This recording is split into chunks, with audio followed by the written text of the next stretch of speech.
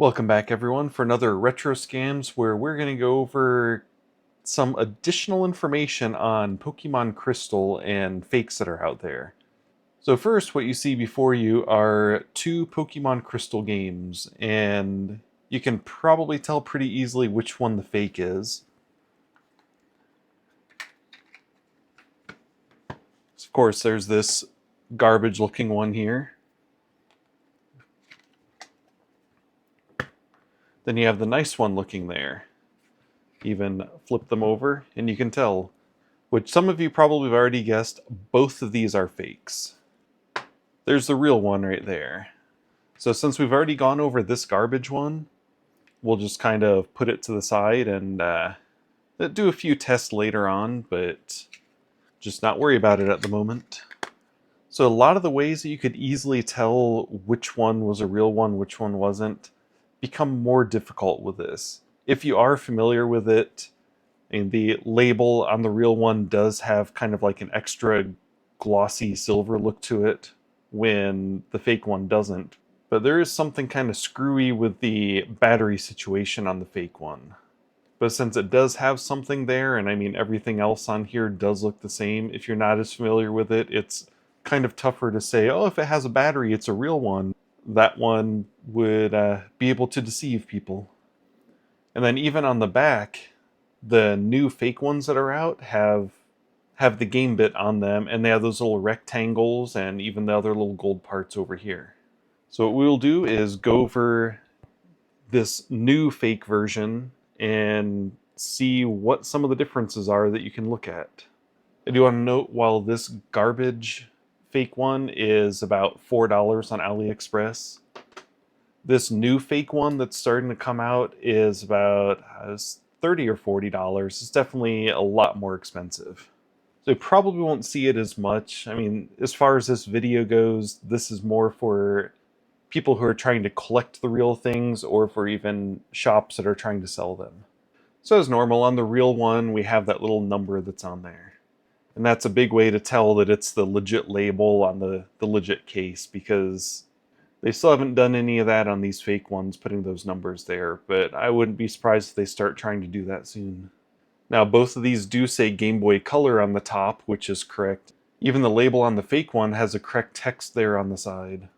And then the glittering in the case even exists in these new fake ones, and there is something I'll show you on here showing that these new fake ones are actually a produced shell and not just a reshelled. But the easiest way to see for that is this little notch that's taken out on the top of the fake one. The real one does not have any notches taken out up here on the top. And then two other things you can just kind of see from the back of the shell is the real one has this little spot. I'm guessing it's has to do with the injection of the plastic. And then you can also see Nintendo with the date in there. But we'll pop these apart and see what makes it tick. So some of the first things that you'll notice here is the real one has like that nice big yellow battery. It's still weird how this one has like some enclosed container, plus it's not soldered on at an angle, it's soldered on straight across. And then the sizes of the chips are different. Of course, the fake one says Flash Cart up at the top. But they did a really nice job getting it so like the layout and everything looks so similar on there. Then when you flip it over, it looks pretty good on the back, except that it's missing the date with Nintendo. Then if you see these little TPs over here with numbers after them are diagonal on there. On the real one, they're kind of either straight up or down or straight left and right. Then if we look at the real shell on the back part, you can see ABS and some numbers under it. And then this is another thing that I didn't really notice until I did the Super Nintendo video. Old Nintendo cartridges had B on the backs of the case. Then when you look at the front, you can see an F on the front. And then the front also has ABS and the numbers on it. And the back of the fake shell does not have any of that stuff on the bottom. And neither does the front. So a video like this may be a double-edged sword, but I do think for the collectors and the shops that are getting people bringing these in, just anything like anyone that's just wanting to buy the game, it's important at least letting you know what's going on as far as the counterfeits are concerned. So then when we have the fake one in the Game Boy Color, there we go, it loads up just like how a regular game would. Now I know in the previous one we used the Game Boy Player on the GameCube, but in this one, I haven't done the short video yet on this one. We're going to be using Pokemon Stadium 2 to test this out. So we have our Nintendo 64 all set up, we have our Game Boy cartridge player, and we'll grab the real one first just to show what it's supposed to do.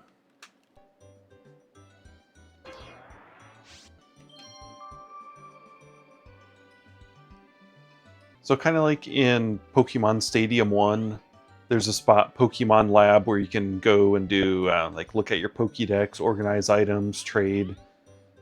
But more importantly, there's the Game Boy Tower where you can play a Pokemon game. So on here it's showing there's a legit game in there. We'll go ahead and pop it open and see how this looks. And we have our Pokemon Crystal game in here, keeping track of date and everything. So we have our little guy we can walk around with, and everything works on here. Then with the Fate game in there, let's see how this goes. It's actually kind of interesting. It's picking up there's a name and the ID, so it's showing that the game exists on this home screen. Let's see what happens on the Game Boy screen.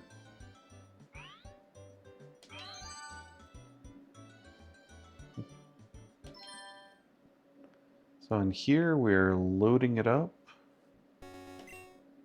It has the date being kept track of. So it looks like with this new fake, as far as things are concerned, it actually is the legit thing. So let's do a control test. I'm going to put this garbage fake one in there and see what happens. So when it came to the other fakes with Pokemon Stadium 1, that's kind of what happened. It was showing the question marks and all that kind of weird stuff. But we'll see what happens in the Game Boy area.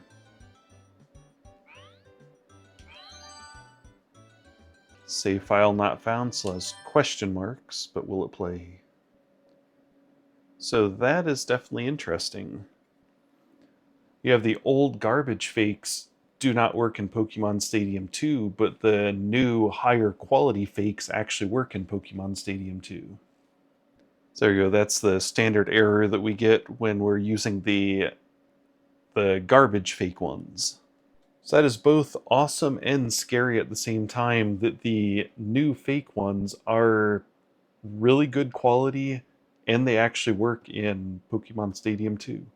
So the counterfeiters are upping their game quite a bit, but they're also upping the price to handle the increased cost of making something better quality.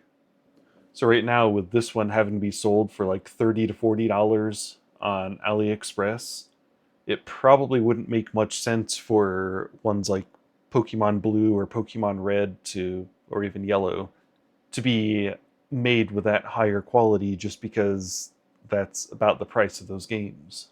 But with a game that's about $120 to $130, then they could actually see being able to make that counterfeit and it actually being worth it.